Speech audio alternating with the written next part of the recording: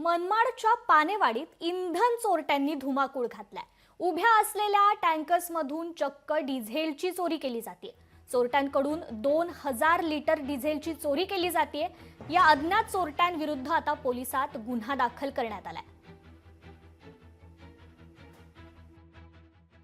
Scorpio किंवा Bolero गाडीमध्ये सुमारे 3 ते 4 जण तोंडाला कपडा बांधून Mahalakshmi petrol pump BPCL Panewadi येथे येऊन माझ्या गाडी क्रमांक MH41 या गाडीचे डिझेल लॉक आणि सेन्सर तोडून सुमारे 250 लिटर डिझेल आणि सेन्सर लॉक तोडून चोरी केलेली आहे। ही टोळी एक प्रकारे सक्रिय झाली असून याच्यावर प्रशासनाने योग्य ती कारवाई केली पाहिजे। मी रोजच्या नियमाप्रमाणे काल संध्याकाळी गाडी खाली करून आलो चाळीसगावला।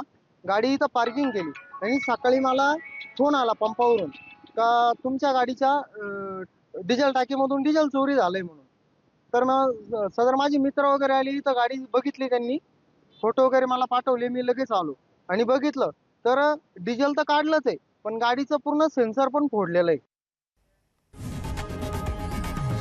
लोकशाही मराठी ऐका, पहा, जागरूक रहा।